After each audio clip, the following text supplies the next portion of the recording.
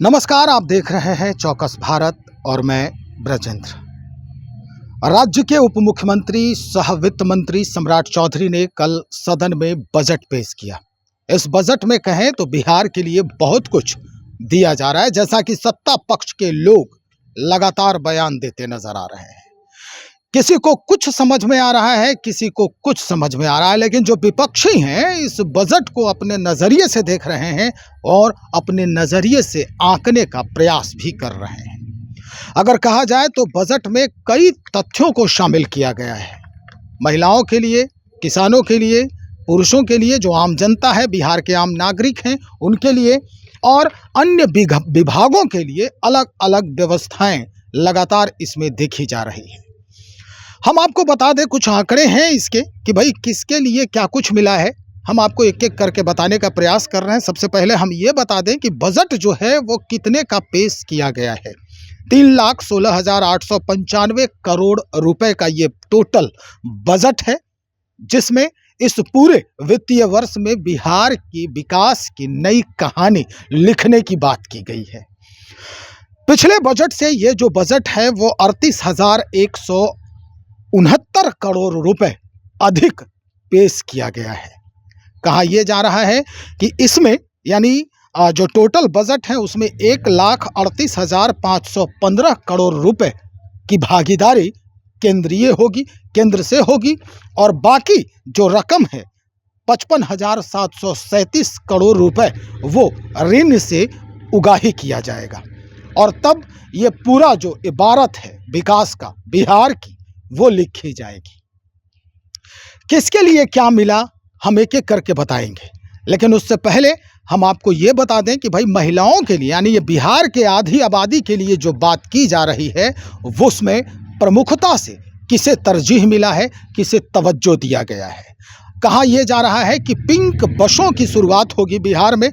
कई ऐसे शहर हैं जिसे चयनित किया गया है, उसमें सिर्फ महिलाएं होंगी सवारी के रूप में, उसके चालक के रूप में और उसके देखरेख कर्त्री के रूप में। यानी कंडक्टर भी महिला, चालक भी महिला और यात्री भी महिला। जहां तहां शहरों में जिस तरह से परेशानियों से जूझना पड़ता है आम दिनों में महिलाओं को, उनके लिए पिंक टॉयलेट की भी व्यवस्था की जा रही है। यत्र तत्र सर्वत्र जो है वो पिंक टॉयलेट अब नजर आएंगे, क्योंकि इस बजट में उसे तवज्जो से जो है महत्ता दी गई है। हम आपको बता दें कि इस बजट में किस डिपार्टमेंट को कितना रकम जो है वो मुहैया कराया गया है। शिक्षा विभाग को सबसे अधिक 60,964 करोड़ रुपए, स्वास्थ्य विभाग को 20,335 करोड़ रुपए, गृह विभाग को 17,831 रुपए, ग्रामीण विभाग को 16,093 करोड़ रुपए और ऊर्जा विभाग को 13,884 करोड़ रुपए।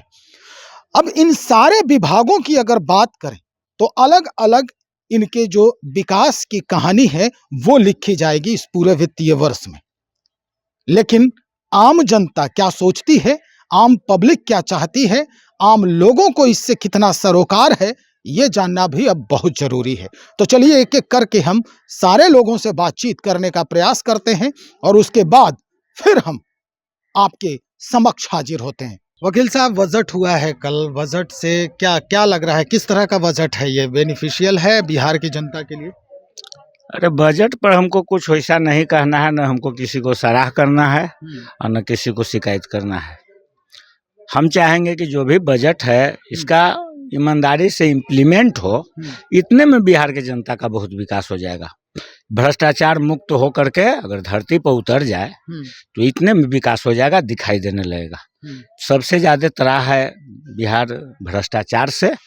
और ये आप जान रहे हैं कि शिक्षक जो अपने स्कूल में बच्चों को पढ़ा रहे हैं, दूसरे के बच्चों को पढ़ा रहे हैं सरकारी शिक्षक, लेकिन अपने बच्चे को प्राइवेट स्कूल में भेज रहे हैं।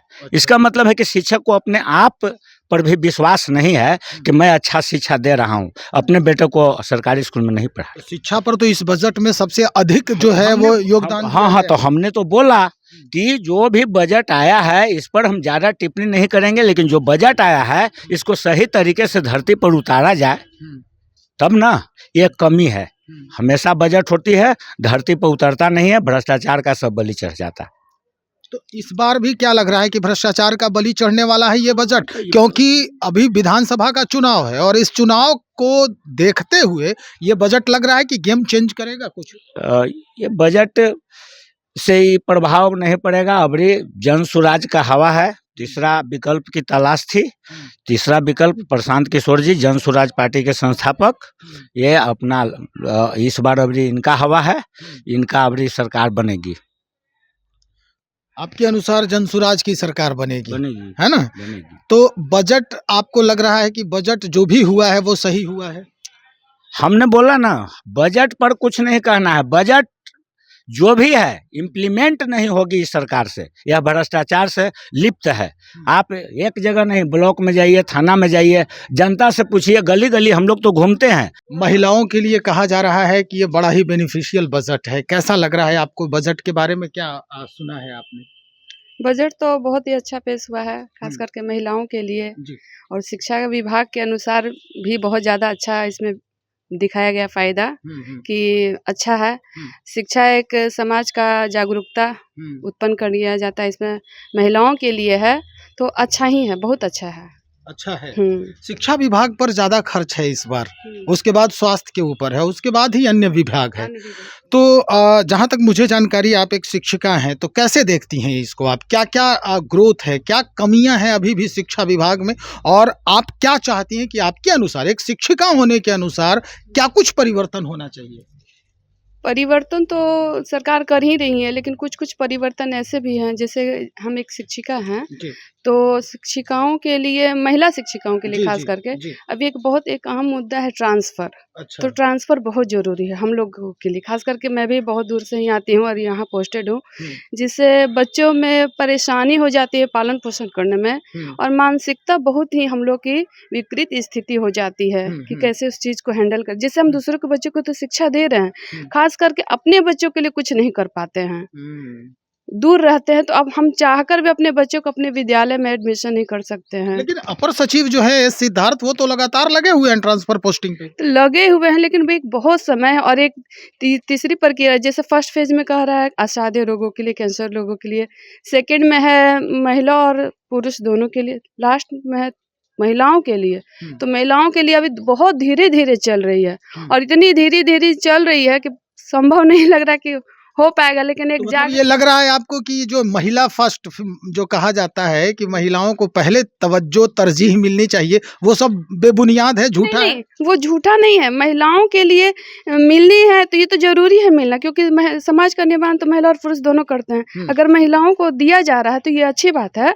लेकिन कुछ दिक्कत महिलाओं के साथ ये होती है कि जैसे विद्यालय में रहते हैं तो रख रखाव, आप समझ सकते हैं महिलाओं के लिए क्या कर सकती है। तो ये होनी चाहिए, हर विद्यालय में होनी चाहिए। अच्छा। खास करके महिलाओं के लिए है, क्योंकि वो बहुत ज़्यादा इस मतलब एक तरह हाँ फेस करती हैं उस चीज़ को। तो ये बजट में लगता है जिस तरह से खर्च बढ़ाए गए हैं शिक्षा विभाग के, तो लगता है कि जो आप परेशानी से जूझ रही हैं, इन परेशानियों से अब निजात मिलने वाला है। हाँ, सरकार की कोशिश रहेगी तो मिल ही जाएगी। मिल जाएगी। मिल जाएगी, जो सरकार चाहेगी वो जरूरी कर लेगी तो हो जाएगी। अब महिलाओं के लिए जो है 6 तरह की सुविधा दी जा रही है। अब बस भी चलेंगी महिलाओं के लिए स्पेशल, जिसमें ड्राइवर भी महिला होगी, कंडक्टर भी महिला होंगे।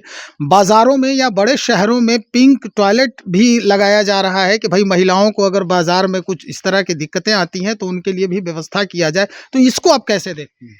व्यवस्था तो सब सरकार कर रही है, सही कर रही है। जैसे कि हम लेडीज टॉयलेट यूज़ करते हैं ट्रेन वगैरह में भी, तो यूज़ करने के लिए तो बना दी है, लेकिन बहुत गंदगी रहती है। हाँ। खास करके जब हम लोग भी आते हैं तो बहुत गंदगी, स्टेशन पे भी है। तो सरकार ने तो सब चीज़ बनाया, वो अच्छी बात है, लेकिन उसकी स्वच्छता भी बहुत जरूरी है। स्वच्छता हाँ बहुत जरूरी है। कहीं के भी स्वच्छता, महिलाएं उस चीज़ को फेस नहीं कर पा, जहाँ स्वच्छता नहीं होती है वहाँ बहुत दिक्कत हो जाती है। चाहकर वो चीज़ वहाँ है भी, फिर भी यूज नहीं कर पाते हैं उस चीज़ को। और कुछ कहना चाहेंगे आप महिलाओं की तरफ से? महिलाओं की तरफ से क्या कहें, अच्छा ही सरकार जो भी करी अच्छी करी है। समरूपता होनी चाहिए समाज में, महिलाओं के लिए एक इज्जत जो है वो होनी चाहिए। कल बजट पेश हुआ है सदन में, कैसे देखते हैं इसको आप? बड़ा सराहना योग्य बजट है, और बजट में यह देखा गया है कि जो आम जनता के मूलभूत सुविधाएं हैं जैसे शिक्षा, स्वास्थ्य, सड़क, बिजली, पानी और रोजगार। यह सब बिंदु पर माने प्राथमिकता के आधार पर हम बजट को देखते हैं कि 3 लाख करोड़ लगभग बजट है, जिसमें सबसे ज़्यादा प्राथमिकता दिया गया है शिक्षा पर, 60,000 करोड़ लगभग। उसके बाद हम देख रहे हैं स्वास्थ्य पर दिया गया है, सड़क बनाने पर, पुल पुलिया बनाने पर जोर दिया गया है, जो आम जनता से मूलभूत सुविधाएं से जुड़ा हुआ है। ग्रामीण विकास के लिए जो बजट, कल्याण के लिए बजट, महिलाओं के लिए खास करके बजट जो है, जो सराहना योग्य है। किसानों के लिए भी इसमें बहुत सा चीज़ दिया गया है। तो यह बजट कुल मिला के बहुत सुंदर है और जनता के भावना के अनुकूल बजट है। विधानसभा चुनाव है 2025 में, क्या लगता है इसका प्रभाव पड़ेगा चुनाव पर? हाँ, अगर पड़ेगा तो किस तरह का प्रभाव पड़ेगा? और चुनाव पर सकारात्मक प्रभाव पड़ेगा, क्योंकि जनता को जिस सरकार होती है, सरकार से अपेक्षाएं होती है कि इस सरकार में हमको सुविधा मिले। तो अनुकूल है बजट, जब जनता के अनुकूल बजट है तो इसका तो प्रभाव पड़ेगा, अच्छा प्रभाव पड़ेगा। अच्छा प्रभाव। जी। शिक्षा की बात कर रहे हैं, शिक्षा की अगर हम बात करें तो शिक्षा विभाग में ही काफ़ी ऊहापोह की स्थिति है। जो महिला शिक्षिका हैं उनके ट्रांसफ़र पोस्टिंग की लेकर बात हो रही है, लगातार सुविधाओं को लेकर बात हो रही है, अटेंडेंस पर सबसे ज़्यादा जो है ध्यान केंद्रित है सरकार की। रही बात रोजी रोजगार की, तो अभी भी पटना के गर्दनी बाग में कई ऐसे छात्र हैं जो आंदोलन पर बैठे हैं, धरना पर बैठे हैं। कैसे आप कह रहे हैं कि रोजगार पर ध्यान दिया जाएगा, व्यवस्थाओं पर ध्यान दिया जाएगा, किस तरह से देख रहे हैं आप? देखिए, अब कहने का मतलब है, सबसे पहले तो महिलाएं पर आपने कहा, और खास करके शिक्षा और शिक्षिकाएं पर, तो सरकार की मंशा एकदम स्पष्ट है। शिक्षिकाओं की हर सुविधा उपलब्ध कराए, उनका समय इच्छा के अनुसार या सुविधा अनुसार ट्रांसफ़र हो जाए, ये उनकी इच्छा है। और भी बहुत सा सुविधाएं उनको मिल रही। अब तो सवाल है कि सरकार की योजनाओं कुछ प्रशासन पर भी निर्भर करता है, जिला के अधिकारियों पर भी निर्भर करता है। तो सरकार की महत्वाकांक्षा कुछ ज़मीन पर नहीं उतर पा रहा है। तो हमको स्पष्ट लग रहा है कि कहीं न कहीं जो सरकार के अधिकारीगण हैं, उनकी मंशा में थोड़ा खास करके भ्रष्टाचार जो समाया हुआ है, और काम करने का जो गति है इतना धीमा है कि सरकार के अनुकूल, माने सोच के अनुकूल जमीन पर न उतर पा रही है। इसके लिए हम समझ रहे हैं, हमको भी महसूस हो रहा है। तो हम इस बिंदु पर सरकार से मांग करेंगे कि आप जिस गति से या जिस माने मंशा से योजना से चला रहे हैं, बजट ला रहे हैं, उसी मंशा से अधिकारियों पर नकेल कसा जाए। और अधिकारी को चूंकि आप वेतन दे रहे हैं, उसे काम लेना है आपको, तो उसी अनुकूल काम लिया जाए। बात रही गर्दनी बाग में आंदोलन का, तो निश्चित रूप से आंदोलन करना छात्रों का, बेरोजगारों का अधिकार है। सरकार की मंशा या एक परिवार की जो मंशा होती है, उससे हर कोई संतुष्ट नहीं होती है, और हर कोई की अपेक्षाएं पूरा नहीं होती। तो जिनको अपेक्षाएं पूरा किसी न किसी कारणवश नहीं हो पा रहा है, तो सरकार का जो सिस्टम है, कानून में सिस्टम है, आंदोलन करना, अपनी बात को रखना, वो अपने अनुसार कर रहे हैं। हालांकि कुल मिला के रोजगार के मुहैया अच्छी से है, क्योंकि हर के पॉकेट में पैसा है। हर सुविधा जो इच्छा लग रहा है आम पब्लिक को, वो अपना सुविधा उपलब्ध हो पा रहा है। मतलब आपको लग रहा है कि हर व्यक्ति के पॉकेट में पैसा है? पैसा है। अच्छा, यह सच लेकिन है। एक आंकड़ा आया है कि 39-40 के बाद ही हर व्यक्ति के जो है पैकेट में पैसा होगा। अभी अब इस पे बात आगे बढ़ेगी, लेकिन समय का अभाव है, थोड़ा और लोग हैं, उनसे भी हम बात करेंगे। चलिए, धन्यवाद। बिहार पूरे देश में अगर आबादी के दृष्टिकोण से देखा जाए तो तीसरे नंबर पर है, और ये बजट पेश हुआ है। कैसा ये बजट है? बजट बहुत शानदार है, जी। और इस मायने में शानदार है कि पहले मनुष्य की आवश्यकता थी भोजन, वस्त्र, आवास और शिक्षा। जी। आज की आवश्यकता बढ़ गई, शिक्षा के साथ साथ स्वास्थ्य भी परम आवश्यक है। 2020-21 में जो कोरोना का काल रहा, इसमें विश्व के बहुत से विकसित देशों ने भी उस दंश को झेला। जी।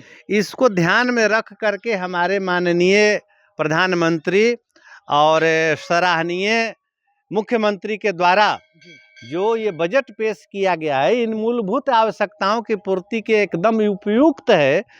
इस मद में शिक्षा पर, स्वास्थ्य पर, और जो प्रतियोगी प्रतिभागी परीक्षार्थी हैं, और जो रिसर्चर हैं, इन लोगों को खास ध्यान में रख करके, ताकि मनुष्यों को अधिक से अधिक लाभ मिले, जीवन में उनकी भौतिक आवश्यकताओं की पूर्ति हो, इस हेतु इस मद में काफ़ी कुछ बजट में प्रावधान किया गया है। इससे शोधार्थी को मदद मिलेगी और इसलिए तमाम जो विद्यार्थीगण हैं वो काफ़ी हर्षित हैं कि ये पहली बार है जब बजट में सबसे अधिक शिक्षा पर खर्च रखा गया है। तो ये सबसे पहली, ये आज़ादी के बाद ये प्रथम बार ऐसा अवसर आया है कि शिक्षा पर जो 6% सरकार खर्च करती थी, इस बार सबसे अधिक खर्च अगर है तो शिक्षा पर ही रखा गया। बिल्कुल 60,964 करोड़ रुपए शिक्षा विभाग को मिला है इस बार। तो कुछ नए आयाम क्या लिखे जा सकते हैं? बिल्कुल लिखे जा सकते हैं और इसके लिए सरकार बहुत बेहतर कदम उठा रही है और इस सरकार से काफ़ी आशा भी है। हम सभी लोगों को, हमारे बाल बच्चों को आगे पढ़ने के लिए अच्छा अवसर मिलेगा, अच्छा स्किल का डेवलपमेंट उनमें होगा, तो रोजगार भी स्वाभाविक उनको। विधानसभा चुनाव के लिए गेम चेंजर साबित होगा ये? निश्चित रूप से गेम चेंजर साबित होगा और नौजवान जो ऊर्जावान है इस बात को बखूबी समझ रहा है कि मेरा भविष्य अगर है तो इसी मुख्यमंत्री के निर्देशन में संभव है, क्योंकि इनका जो भी कार्य रहा है सराहनीय रहा है और खास करके इस बात विद्यार्थियों के लिए, नौजवानों के लिए, बेरोजगारों के लिए, महिलाओं के लिए जो इन्होंने प्रयास किया है और करने के लिए जो अपना कार्य रूपरेखा बनाए हैं, ये निश्चित रूप से बदलाव लाएगा। सर, आपने अभी एक बड़ा ही महत्वपूर्ण शब्द का प्रयोग किया कि इसी मुख्यमंत्री के शासनकाल में जो है वो भविष्य तलाश रहे हैं लोग। यही मुख्यमंत्री नीतीश कुमार आरजेडी के साथ भी थे, महागठबंधन में भी थे, तो फिर उस समय ये बात परिवर्तन कैसे हो गया था? ये कुछ जीवन में ऐसे भी अवसर आते हैं और राजनीति में खास करके ऐसे अवसर आते हैं जब कुछ नेतागणों को या हमारे जो निर्माण करता है, संचालन करता है, इनको लगता है कि अमुक व्यक्ति के साथ यदि हम जाते हैं तो शायद संभव हो कि विकास की कुछ बात बनेगी और राष्ट्र का भला होने वाला है।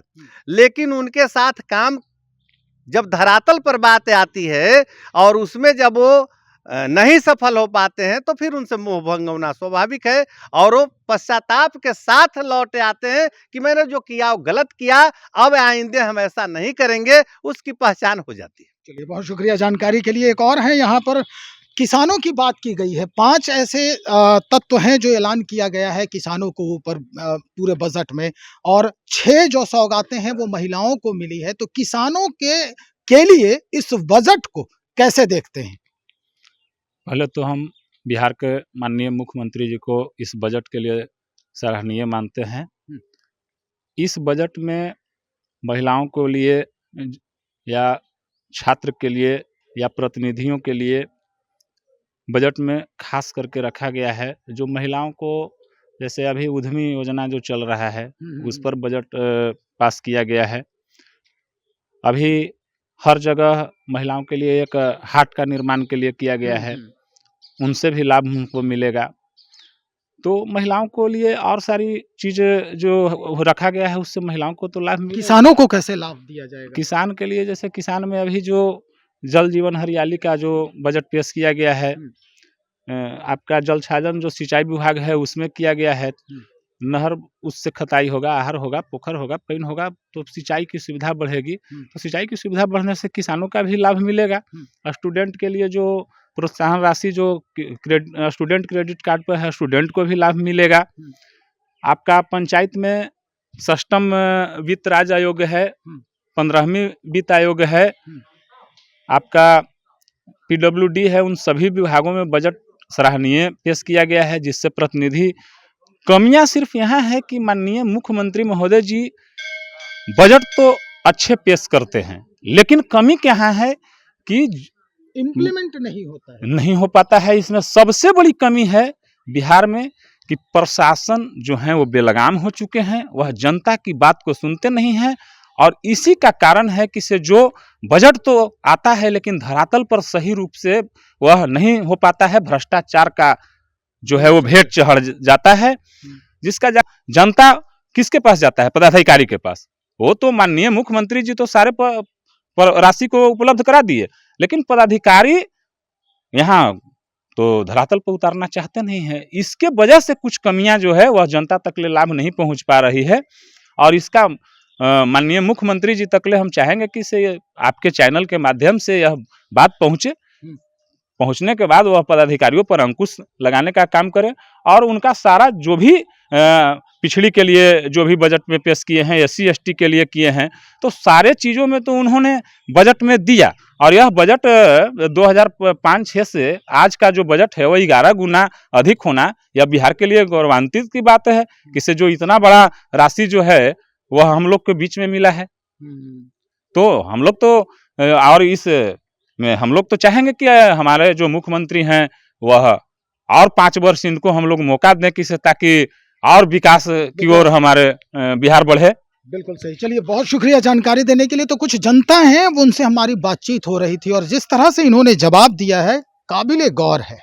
भाई, जो समस्याएं हैं वो पटल पर हैं, लेकिन अधिकारी इस पर अमल करते नहीं दिखते हैं और ये सारी कहानी बलि चढ़ जाती है। महिला सशक्तिकरण की बात हो रही है, महिलाओं की। कहा जाता है कि बिहार में आधी आबादी जो है इस पर काफी ध्यान केंद्रित रहता है सरकार का, और ऐसे में जो व्यवस्थाएं की जा रही है ये आने वाले विधानसभा चुनाव के लिए कई गुना जो है बेनिफिशियल साबित हो सकता है अगर इस पर सच्चाई से, ईमानदारी से अमल किया जाए। तो चलिए देखते हैं क्या कुछ परिवर्तन होता है और कैसे परिदृश्य बदलता है इस पूरे माहौल का, और इस बजट का कितना कितना इम्प्लीमेंट होता है हमारे राज्य के विकास में, समाज के विकास में। बने रहिए हमारे साथ। बहुत बहुत शुक्रिया आपका।